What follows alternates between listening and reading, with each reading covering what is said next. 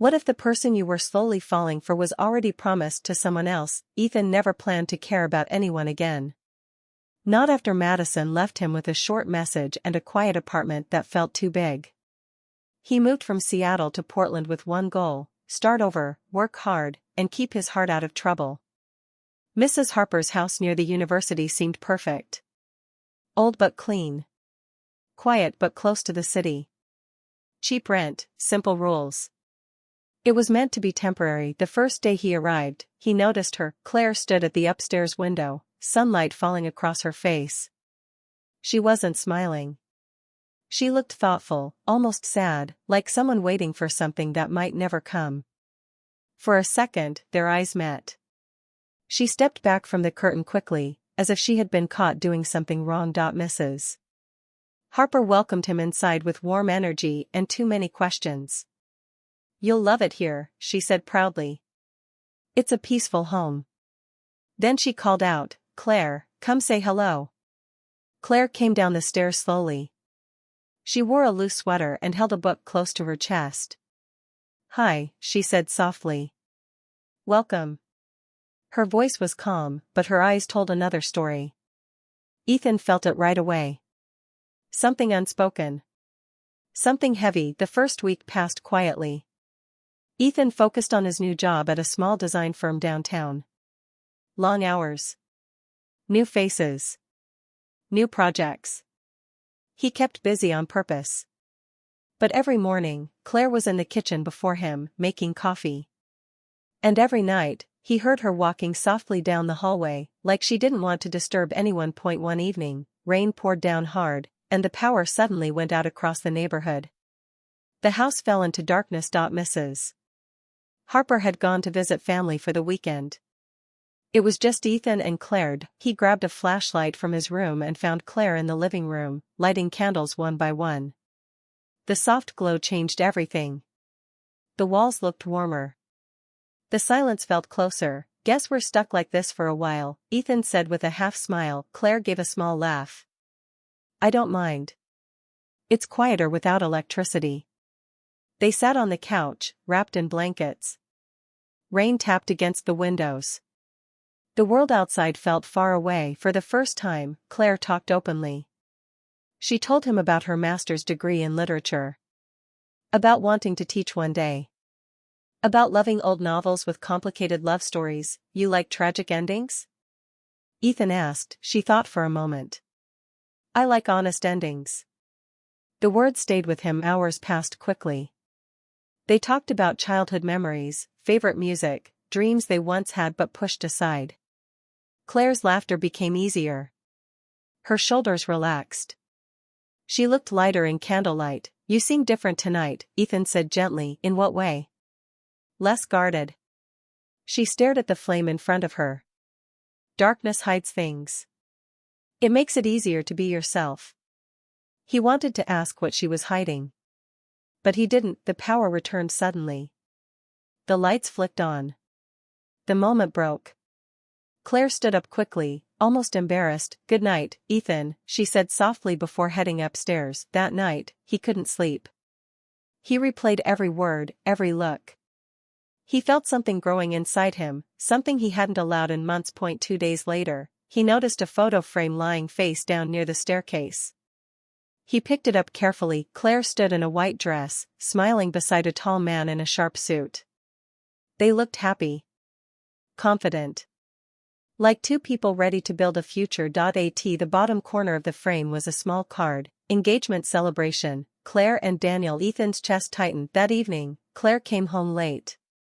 She looked tired. "I found this," Ethan said, holding out the photo gently. She froze for a split second before taking it from his hands. "Oh," she whispered. "I forgot I left that out." "You never mentioned him," Ethan said carefully. She placed the frame on the table and sat down slowly. "His name is Daniel. He works in New York. Finance." "Are you still?"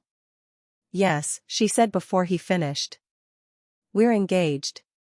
The word felt heavy in the room. Ethan forced a nod. "Long distance must be hard." "It is," she replied quietly. "We've been doing this for 2 years. 2 years? He asked. She nodded. It wasn't supposed to be this long. He kept getting promotions. I kept waiting. Waiting for what? For things to feel right again. Silence filled the kitchen. Do they? Ethan asked. She didn't answer directly. Daniel is ambitious. Driven. My mom adores him. He's everything a future son-in-law should be. But? Ethan pressed softly. She looked up at him, eyes shining but steady. But sometimes I feel invisible when I'm with him. That confession changed everything. Over the next few days, Daniel's name lingered like a quiet storm cloud. Claire spent more time staring at her phone. Sometimes she smiled at messages. Sometimes she looked disappointed. One night, Ethan heard her talking softly in her room. I can't keep pretending, she said into the phone. No, Daniel, I'm serious. There was a long pause. I'm trying, she whispered, her voice breaking. The next morning, her eyes were red. Ethan handed her a cup of coffee without saying much. She accepted it gratefully. You deserve someone who sees you, he said after a moment. Her hand trembled slightly around the mug. That's the problem, she replied. I don't know if I'm asking for too much. He looked at her carefully. Wanting to feel loved isn't too much. Their eyes locked. The air shifted again, and in that quiet kitchen, Ethan realized he was no longer just a tenant. He was stepping into something complicated. Something fragile. Claire looked at him in a way that made his heart race. Not friendly. Not casual, conflicted. Upstairs, her phone buzzed again. Daniel's name lit up the screen. She didn't answer right away, and Ethan understood something clearly in that moment. He wasn't just falling for his landlady's daughter, he was falling for someone who hadn't fully let go of the life she promised to another man. And when Daniel suddenly texted that he was flying in next weekend to fix things, Ethan felt the ground shift beneath him. Because whatever this connection was between him and Claire, it was about to be tested. What happens when the person you're trying to forget shows up smiling at your front door? Daniel arrived on Friday evening just before sunset. His car was sleek and new, out of place on the quiet street. Ethan watched from the living room window as Claire stepped outside to greet him. She looked nervous, smoothing her hair, forcing a smile that didn't quite reach her eyes. Daniel stepped out confidently, wearing a sharp coat and carrying expensive luggage. He hugged Claire tightly, lifting her slightly off the ground. She hugged him back, but her arms didn't hold on for long. Inside, Mrs. Harper beamed with excitement. Daniel. It's so good to see you. Daniel greeted everyone warmly. When he turned to Ethan, his handshake was firm and controlled. You must be the tenant Claire mentioned. Tenant. The word felt deliberate. That's me, Ethan replied calmly. Dinner that night felt like a performance. Mrs. Harper cooked her best recipes. Daniel talked about his career in New York. Promotions. Bonuses. Big meetings.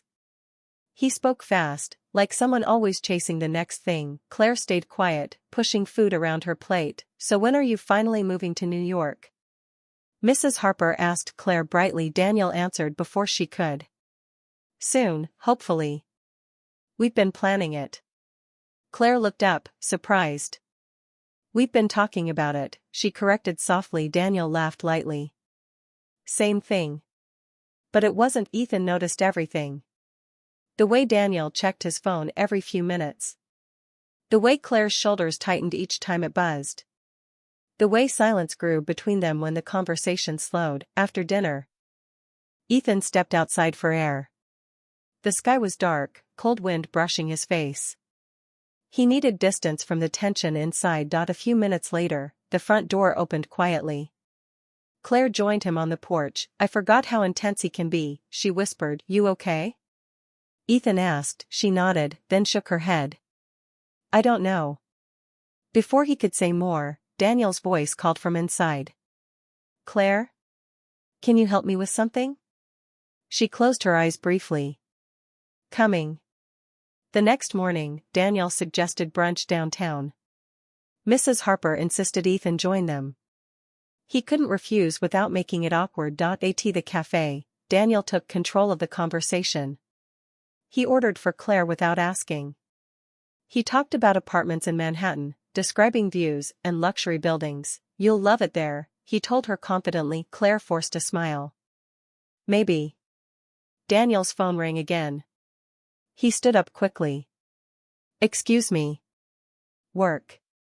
He stepped outside. Claire's mask dropped instantly. "I feel like I'm already living someone else's life," she said quietly. Ethan leaned closer. "Then don't." She looked at him with something fragile in her eyes. "It's not that easy." "Why not?" "Because walking away means admitting I chose wrong." Before Ethan could answer, Daniel returned. He looked at them both carefully. Not angry. Not smiling. Just watching. After brunch, tension filled the car ride home. Daniel's jaw was tight. Claire stared out the window. That evening, voices rose upstairs. Ethan tried not to listen, but the walls were thin. "You've been distant all weekend," Daniel said sharply. "I've been honest," Claire replied. "Honest about what?" "About him?" Daniel's voice hardened. "There is no him," she insisted, though her voice shook. Ethan's heart pounded. "You think I don't see the way he looks at you?" Daniel continued. "Stop turning this around," Claire snapped. "We have problems, Daniel." Silence. Then a sentence that changed everything. "Did you think I didn't know about her?"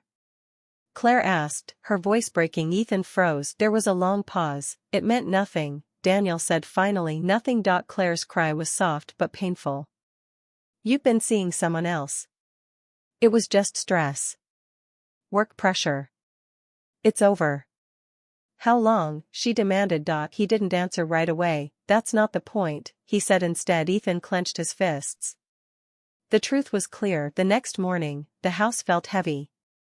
Daniel came downstairs alone, suitcase in hand. "We'll talk later," he told Claire quietly. She stood at the bottom of the stairs, pale and silent. He left without looking at Ethan. The front door closed. The sound echoed through the house. Claire didn't move for a long time. Finally, she walked into the kitchen and sat down slowly. "He's been seeing someone from his office," she said, staring at the table. 4 months. Ethan sat across from her. "I'm sorry. I kept thinking the distance was my fault," she continued. "That I wasn't patient enough. Supportive enough." "It wasn't you," Ethan said firmly. Tears slipped down her cheeks, but her voice stayed steady. "I gave him everything. I defended him to my mom. I planned my future around him. And he still chose someone else," Ethan finished quietly. She nodded. For a moment, the world felt simple. Clear. Daniel had broken the promise first. Claire slowly reached up and removed the engagement ring from her finger. She placed it on the table between them. The small diamond caught the light. "It's over," she whispered. Ethan felt relief, but also fear. This was heartbreak. Raw and fresh. "Are you sure?" he asked gently. "I can't marry someone who made me feel second," she replied. Her phone buzzed immediately. "Daniel." She stared at the screen but didn't answer. A minute later, another message appeared. **I ended it with her. I made a mistake. Please don't give up on us. **. Claire closed her eyes. Ethan watched her carefully. "What do you want?" "I want peace," she said softly. "I want to stop feeling like I'm competing for my own relationship." Her phone buzzed again. "I'm not losing you." The words felt heavy. Claire turned the phone face down. "I need time," she whispered. Ethan understood. This wasn't about choosing him. Not yet. This was about her facing the truth. But as he stood there in the quiet kitchen, he realized something else. Daniel wasn't the kind of man who walked away easily, and this story wasn't finished, because when someone is used to getting what they want, they don't accept rejection without a fight. And Ethan knew one thing for sure: Daniel would be back. Can a heart that is still healing truly open to someone new? After Daniel left, the house felt different. Quieter. Lighter. But not peaceful. Claire moved through the room slowly, as if she was learning how to exist without the weight of a promise on her finger. She had taken off the ring, but the mark it left behind was still there. Ethan gave her space at first. He didn't push. He didn't try to replace anyone. He simply stayed present. Morning coffee. Short walks in the evening. Simple conversations that didn't demand answers. Days turned into weeks. Claire started smiling again. Not the careful smile she wore around Daniel. A real one. She laughed at Ethan's jokes. She teased him about his messy desk. She opened up about her fears of disappointing her mother. I thought saying yes to Daniel meant my life was secure, she admitted one night as they sat by the river. But I felt smaller every year. You're not small, Ethan said quietly. She looked at him differently after that. Not with confusion.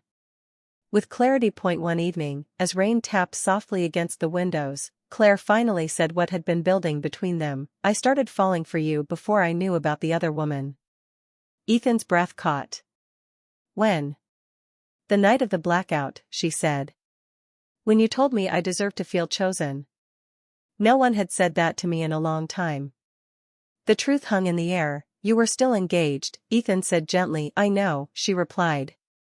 That's what scares me. He understood. Emotional lines had blurred before anything official ended. It wasn't simple. It wasn't clean. I never meant for that to happen, she added quickly. I didn't plan to feel anything. Feelings don't ask permission, Ethan said. They sat close, hands brushing but not fully holding. But Ethan carried his own secret. Madison, his ex, had messaged him again weeks earlier. She wanted to meet. She said she missed him. He hadn't encouraged her, but he hadn't clearly shut the door either. A small part of him liked knowing he still mattered to someone. Now it felt wrong. That night, he showed Claire the messages. I should have told you sooner, he admitted. Claire read them carefully.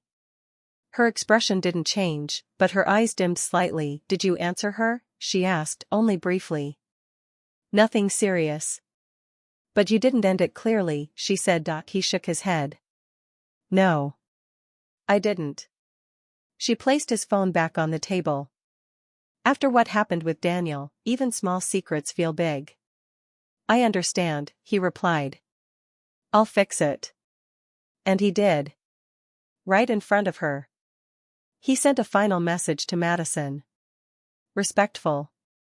Clear. Closed. Claire watched, but trust once shaken doesn't repair instantly. For a few days, something subtle shifted between them. Not distance. Just caution. Then Daniel called again. Claire stared at the screen for a long moment before answering. Ethan stayed in the room, not hiding, not interfering. I ended things with her, Daniel said firmly through the speaker. It was a mistake. I was stressed. I wasn't thinking clearly. Claire didn't respond immediately. We've built too much to throw it away, Daniel continued. 2 years, Claire. Plans. Family. You can't just erase that. Her hand trembled slightly. I'm not erasing it, she said finally. I'm accepting what it really was. And what is that? Daniel pressed, something that stopped making me happy a long time ago. Silence. Is this about him? Daniel asked sharply. It's about me, she replied. Daniel's tone softened. I'll move back. I'll transfer offices. We'll start fresh. The offer was tempting. Stability. History. Familiarity. After the call ended, Claire sat very still. Ethan didn't rush to speak. I hate that part of me still cares, she whispered. That's normal, he said. What if I'm just running toward you because I'm hurt? She asked honestly. The question landed hard. Ethan took a slow breath. If you are, I don't want that. She looked up, surprised. I don't want to be your escape, he continued. I want to be your choice. Tears filled her eyes, but she nodded. For the first time, both of them saw the full picture. This wasn't just about Daniel's mistake. It was about patterns. About fear. About loneliness. That night, Claire stood outside Ethan's door again. But she didn't knock. Through the door, her voice was soft. I need to know who I am without either of you. He understood. The next morning, she started making changes. She applied for teaching positions. She looked at small apartments online. She talked openly with her mother about ending the engagement. Mrs. Harper was shocked at first. Then quiet. Then supportive. You don't owe anyone a life that doesn't fit, her mother said gently. Claire began packing boxes slowly. Ethan watched from a distance, proud but worried. One evening, as the sun set orange across the sky, Claire handed him a small envelope. "What's this?" he asked. "My new address," she said. "Across town. Near campus." He forced a smile. "That's great. I'm not leaving because of you," she added quickly. "I'm leaving because I need space to grow." "I know."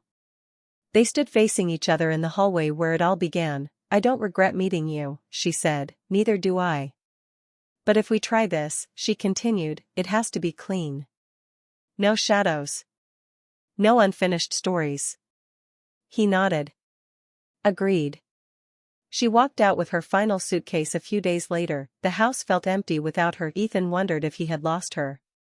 Or if this was the only way to truly have her one day, because sometimes love doesn't mean holding on tightly, sometimes it means stepping back. And as Claire drove away, choosing herself for the first time in years, Ethan realized something painful but true. The biggest rival in love isn't always another person, it's someone's unfinished past, and Claire was finally ready to face hers.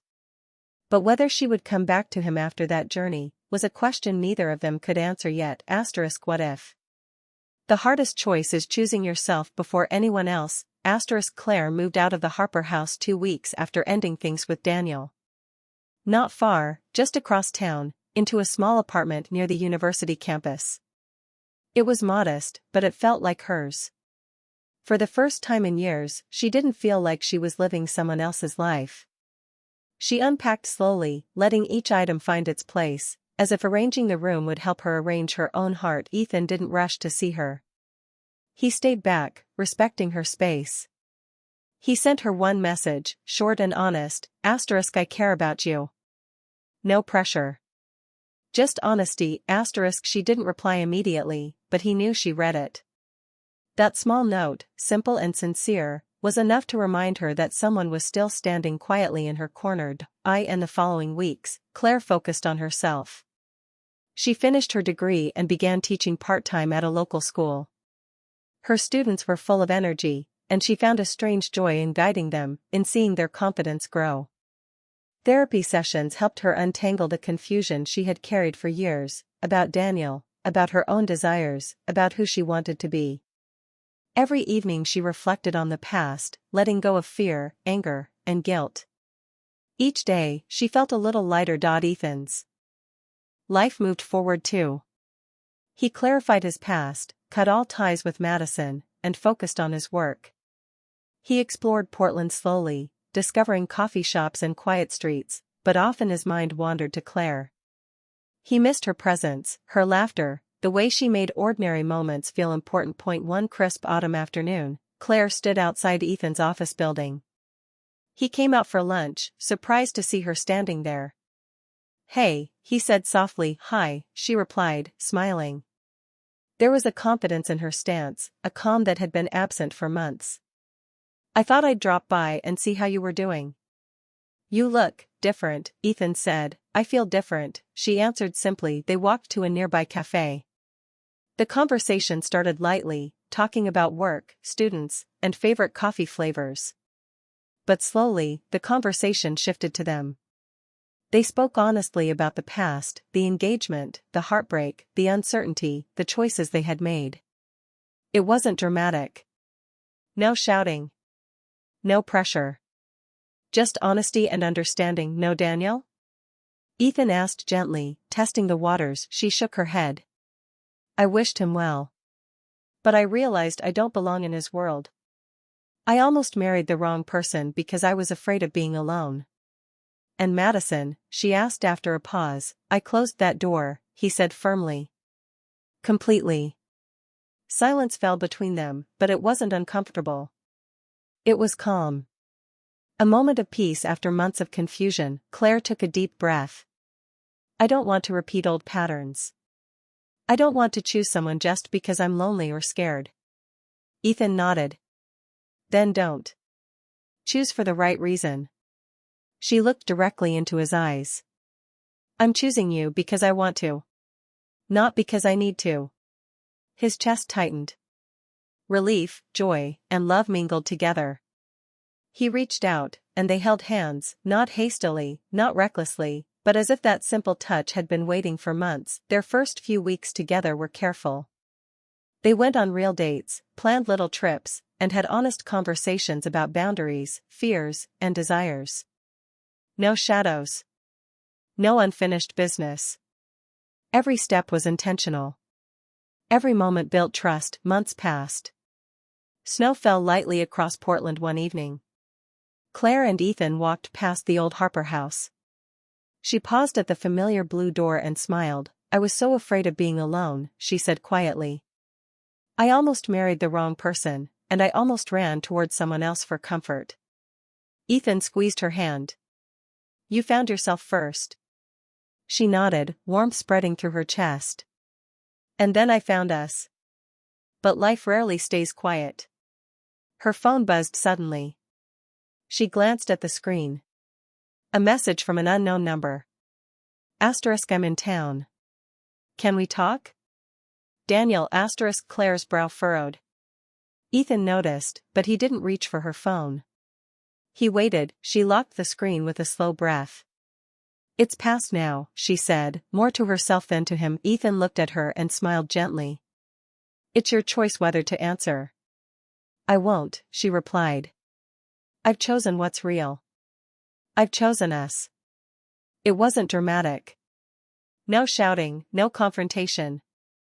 Just quiet strength. They walked on together, hands intertwined, ready to face life without fear of the past. Days turned into weeks, and the trust between them grew stronger. They shared little victories, her first paid teaching gig, his first major project at work.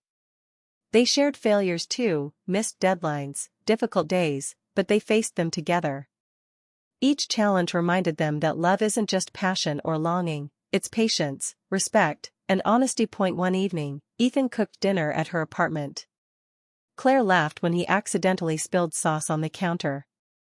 "You really can't cook," she teased. "I'm learning," he replied, smiling. Their laughter echoed through the small space, a sound neither had heard in years. Unburdened, free, and unafraid, Claire realized that choosing herself first had been the hardest part. Choosing Ethan after that had been the easiest. She didn't need to escape her past anymore. She didn't need validation or reassurance.